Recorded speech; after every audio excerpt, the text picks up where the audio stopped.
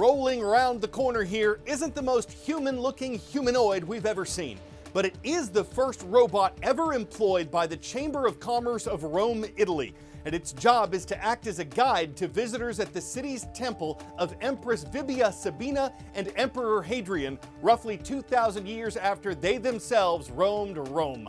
No way of knowing what the ancient leaders would have thought of Adriano, who speaks both Italian and English, by the way, which is good for tourists. And at least one of them from Minnesota said once people get used to the idea, she thinks they'll give Adriano a shot. It has 36 sensors to get around and react to its surroundings. It took a year and a half and about $150,000 to develop it, and it's able to shake hands and wiggle eyebrows and encourage people to interact.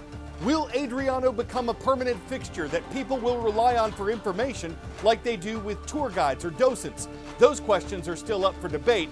Adriano still lacks the human touch, though some are sure to get a charge out of it.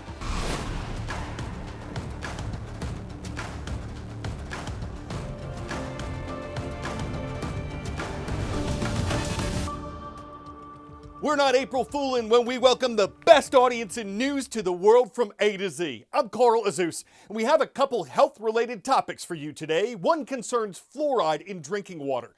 Utah has just become the first state in America to ban it. What this means, starting in May, the state government will not allow Utah's water systems to add fluoride. What that is, a natural mineral that scientists say can protect teeth from decay caused by bacteria. Fluoride can restore minerals our teeth lose over time. Where it's used, in many toothpastes, mouthwashes, dental treatments, and it's added to the drinking water of between 65 and 75% of Americans. Most other countries, including those in Europe, do not add fluoride to drinking water. And some experts say it's not necessary because the mineral's widely available elsewhere. Why did Utah ban it from water supplies? The state representative who sponsored the bill says the fluoride added to water is classified as a drug because it's different than the natural mineral. She says that makes it harder to measure how much people are getting and that they should be able to choose for themselves whether they want to ingest fluoride and how much of it. The American Dental Association says Utah's new law disregards residents' oral health and that decades of fluoridating water have proven it's safe. The U.S. started doing that in 1945. However, a report released last year by the U.S. government indicated a link between high exposure to fluoride and lower IQ in children. The report said more studies are needed to better understand this.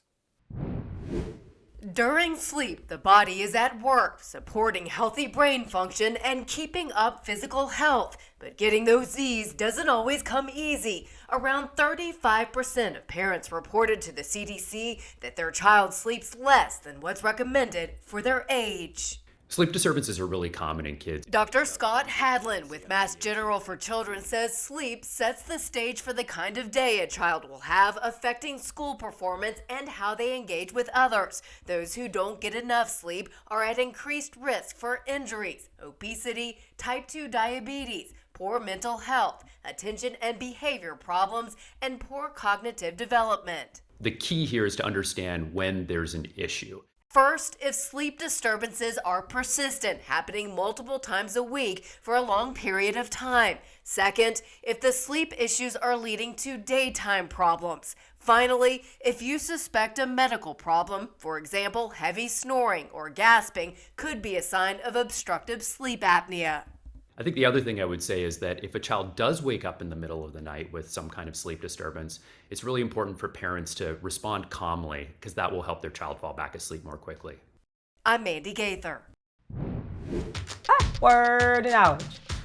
Which of these terms comes from a Latin word meaning of whom? Ego, quorum, carpe diem, status quo. The minimum number of people required to make something happen is a quorum, which is Latin for of whom.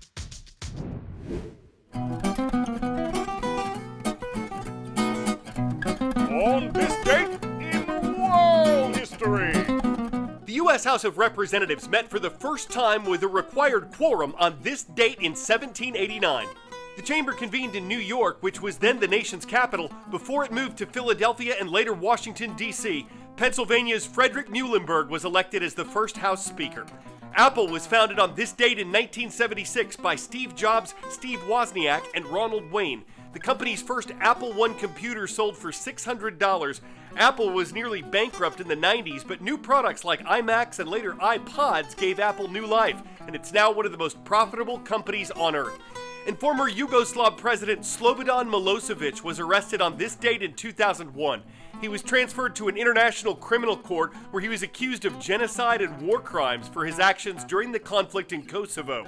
Milosevic was found dead in prison before his trial wrapped up.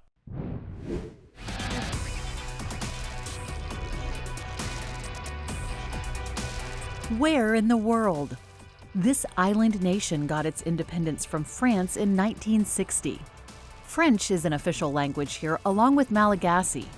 It's located off the southeastern coast of Africa, and its name is the title of an animated film franchise. This is Madagascar, an island rich in resources, but where poverty is widespread. Shaving, sanding, sewing, painting. These ships are ready to take on the high seas. Well, sort of. They'll be packed up onto a much larger ship, which will then take them to top-dollar customers. These craftsmen and women in Madagascar are some of the best in the world when it comes to model ships. The trade here began in 1993 when a Frenchman brought his skills to the island and began teaching others. 3 decades later, it's an entire artisan collective called The Village. And they've worked their way up to international fame, with notable clients including Prince Albert of Monaco and the King of Spain. 2 of their models are featured at a major festival in Venice, a celebration of the world's best artisans. It all starts with a humble group of 32 craftsmen and women in the capital city of Antananarivo. They've recreated all kinds of boats, from canoes to yachts to the famous Titanic. Maritime museums supply the village with actual blueprint plans of real vessels. There aren't all the details, but it allows us to produce a modern boat that matches more what our clients see in their daily life. One ship model can take anywhere from 1 to 10 months. It's well worth it, though.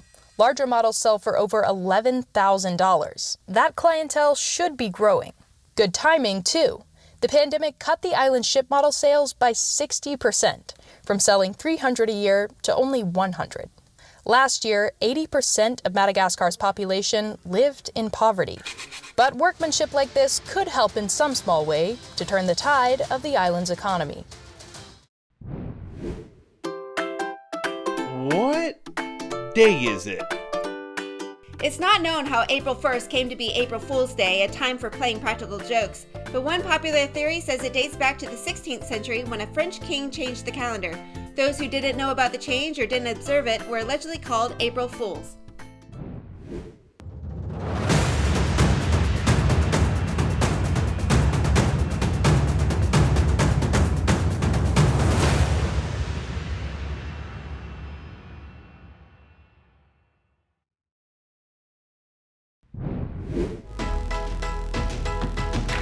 Working our way through more than 890,000 shout-out requests we have at worldatz.org. We're moving southeast to northwest, starting in Port Charlotte, Florida with Mr. Santa Maria's class. Hello to the Mariners of Murdoch Middle School in the Sunshine State.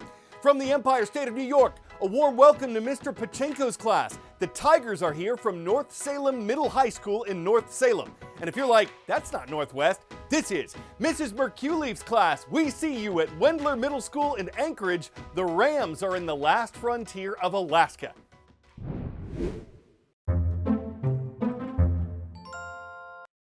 Scientists say geckos, small lizards found in warm parts of the world, tend to live anywhere between 7 and 20 years.